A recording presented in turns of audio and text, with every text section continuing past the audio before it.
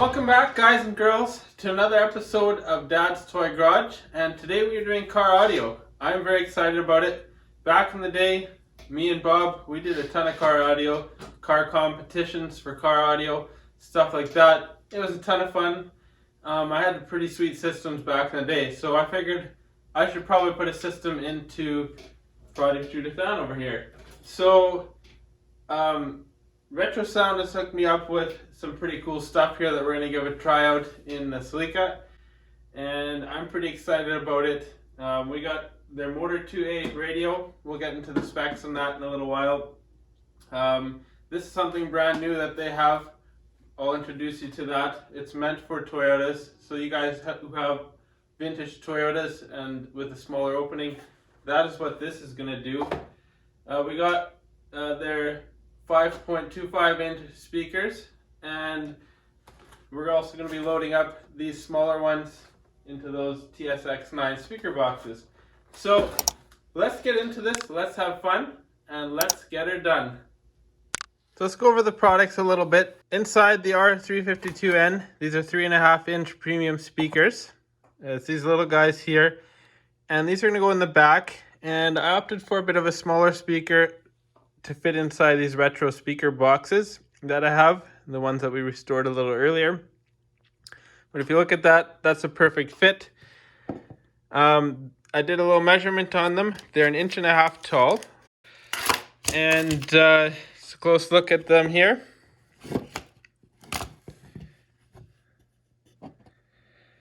We got wires, which makes me pretty happy because I don't have to go source speaker wire. The size of these things will fit in this box. And a little bit on the statistics here. You can pause the screen to check it out, but the 352N is right there. And power handling is RMS of 25 and peak of 50. And I talked with Bob a little bit because we did all our car audio stuff back in the day. It was a bit of a dilemma. Do I put big speakers in, or do we run with little ones in the retro boxes? And I think to have it retro period correct, we'll run the 70s boxes. And the cabin is small. It aims right at your head. Eventually I want to put a subwoofer in here. Nothing big, but just to fill it in. So I think that'll work really well for these boxes. Yeah. We'll give that a try. It kind of aims right at your head as well. We'll be running mostly highs through there once the sub comes in the car. So it should sound really good. It's got a built-in tweeter. Let's move on to these guys here, the R525N. I'll get them unpackaged and we can see what we got. Opening up the R525N speakers. They're part of their premium line. This is what you get in the box. You get speaker wires. Again, makes me happy. Don't have to source those. It also comes with grills. I plan on using these in the kick panels, and so having the grills is actually something I was hoping for. And these are 5.25 inches, and here's the bottom. And look how thin these are, guys. What surprised me most was, if you look at this, the speaker grill is almost half the height of it. So they are that thin. They will mount in a lot of locations very nicely, which is nice because there's not a lot of footwell room on the driver's side with the clutch pedal there. So we'll be able to make that work very nicely. 1 3/4 inches total from bottom to top. Let's go over specs real quick. Little chart that came with. You can take a look at that. We'll pause the screen for you guys there. But the key things you want to know is power handling is RMS 40 and 80 watts for top end of the power. Those things should sound really nice. They're really lightweight too, which tells me that these components in here should have a lot of good response with the lightweight materials that they're made out of. So yeah, that's cool. Let's get into this guy here, the Motor 2, and that's the head unit. The head unit that RetroSound has hooked me up with is the Motor 2A. And quick specs on it, it's 25 watts by 4, but it does a lot of cool things.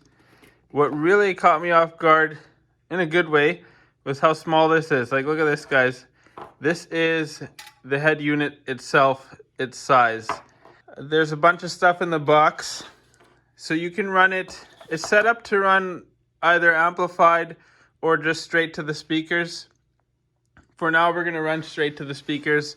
Down the road, I think I may want to amplify it if I feel like I want to get a little more power out of this thing. Basically, here's your main power harness. It's a mounting strap for the back of the head unit. And then we got two different harnesses here. This is speakers and this is your main other power ones. This harness here will do your constant 12 volt, your ignition, your ground, power antenna, and I do have the RetroSound power antenna installed already, and the remote amp turn on, which won't get used at this point. Or you could run the RCA connections, which are these guys here. We also got something that's pretty cool. It's a Bluetooth mic. I think you can use that to do your cell phone to make hands-free calling is my guess, and an auxiliary input. So yeah, there's a lot of cool features on this deck. We'll get zoomed in on the back here at the actual specs at it. So general features, you can take a little pause on your screen to check it out. But the standouts are 25 watts RMS, 45 peak power, 4 channels. You can also match the colors to your gauge. That is a big win for a classic car. I like to have everything kind of synchronized that way. So there's AM FM tuner with 30 presets, and you can, I know you guys are watching from different countries, so these are your countries that it'll be working in: USA, Europe, Australia, Japan, Russia, frequencies, and the modular mounting system. We'll get into that in a second. I chose not to go with satellite radio because I really don't use satellite, but you can upgrade to satellite option. We talked about the RCA inputs. You can run MP3 and a couple other files and a USB. So yeah, all these couple things are awesome. Built-in Bluetooth for hands-free calling. Yeah, that confirms it right there. And it keeps your memory presets when the power is not disconnected. So a lot of things that are awesome here, just like any other modern radio, but this will fit the car without cutting the dash. So here is the special part that makes this work in your old Toyota, and I think old Jeeps. Right now we're worried about Toyotas. This one's called the Denver. It's a new product. It is fresh. You won't find it on their website yet, but we're going to be installing it in the Celica. I did a quick test fit. It fits in that opening just like the original would. The buttons are long like they should be, and it's black. These are your adjustable knobs here for doing all your tuning, and these are the knobs they sent me. I think they'll look very nice in our dashboard. So let's get into this install. Now we've got some background on all this stuff. Let's have some fun. It's looking like this might be a 2 or 3 part install. So I think we'll start with probably installing the radio, because I got to build fiberglass speaker enclosures for these and get a custom mount in the box there. So for now, let's get the head unit installed with the brand new Denver faceplate here. Exciting stuff, guys. Alright guys, I've done a lot of stereos before, but it's always good to familiarize yourself with the important details for that specific unit that you're working on. And I'm just going to go spend some time in the instructions just to make sure I'm not missing any of the little details. This one does have the extra, the way the radio is installed is a little different than on a modern car, so that is definitely going to need a little familiarization with myself. What I also do appreciate is the wiring diagram is very well labeled and laid out, so that'll be very easy to follow. Mainly I'll be needing to, I guess, familiarize myself with these guys here and how to install them. And these are your adjustment knobs and placement, stuff like that. So yeah, I'll get to this and we'll talk to you guys in a little bit.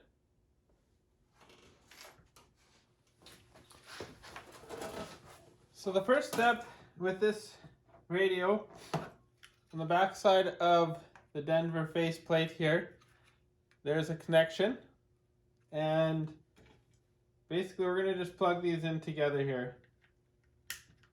Done. Tuck the wires back in. So now it's just going to slide together like that, nice and simple. And then we got our 4 little baby screws. We're going to get those guys in there. And that's, I guess, what makes this system modular is you can use the same radio head unit, and which they call the motor, and you just add a little faceplate to it, and you can change it up to match your car.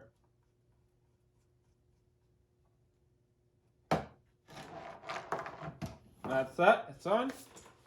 The next step is these two brackets here, one on each side. They're marked left and right, and we got the screws for that. And I am finding as I'm getting started here, these instructions are written very well, quite easy to follow, and I like that it's labeled with which parts and which screws to use for that step. It kind of goes what's needed, pictures, and a little bit of a description. So I do like that. That works really well. So we're going to get these attached. And I should note, they mount on the side here, but as you can see, they're slotted, and that makes them fully adjustable. So I think for now, I'm going to just snug this down, not fully tight, but kind of close, just to get it, maybe have one screw hold it tight for now. I feel like it's going to probably need some adjustments by the time we get to putting it in the car. Then we'll get the other side on.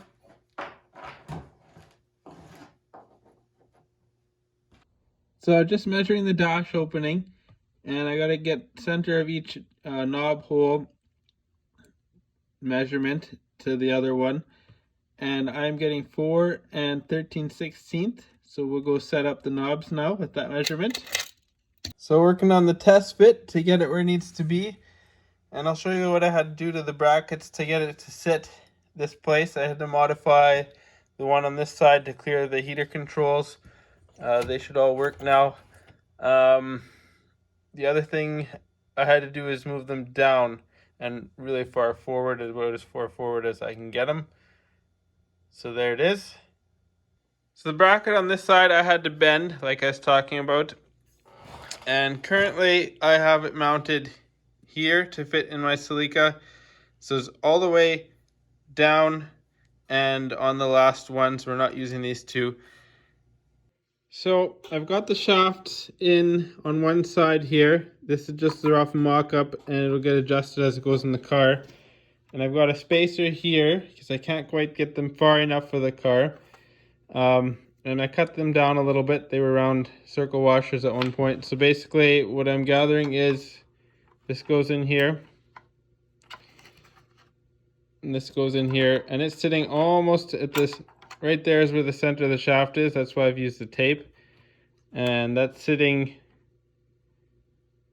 almost on its innermost location there to get the factory type fitment.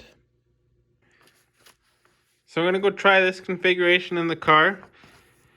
These are the guys so that they can be controlling the deck. Get plugged in here.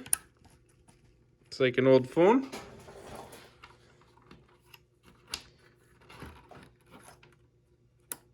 There we go. So they're hooked up.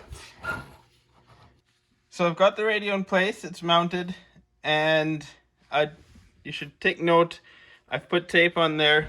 It's a tight fit to get it up in there.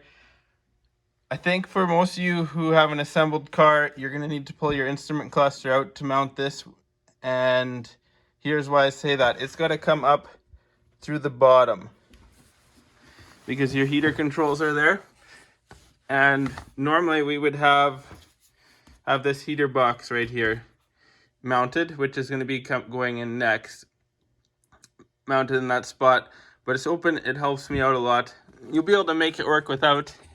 So the mounting point that I took is that guy right there, and you can see it is off of the old speaker mount. They recommend putting that in there. The other thing I have is I haven't put the glove box in yet, so I recommend removing your glove box because you get full easy access to everything back there, behind there. There's a lot that goes on in the center console area here. The heater box does sit right there, like I've said. So yeah, we'll move on to the next step. I think it's probably mounting buttons.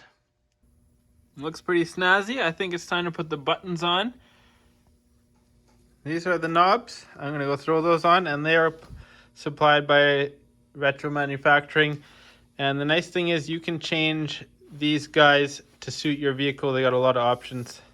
And these are the ones that kind of look close to factory for Toyota, and they'll look good in my car.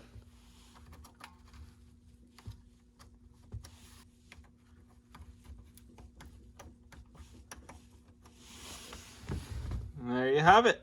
It looks super.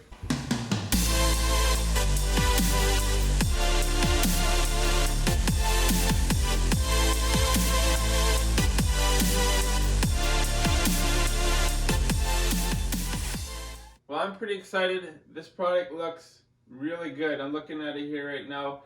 It looks right for the car, and it looks OEM for the car, and that's exactly what I was after with the stereo. But I'm super excited that it's going to have modern features, modern sound.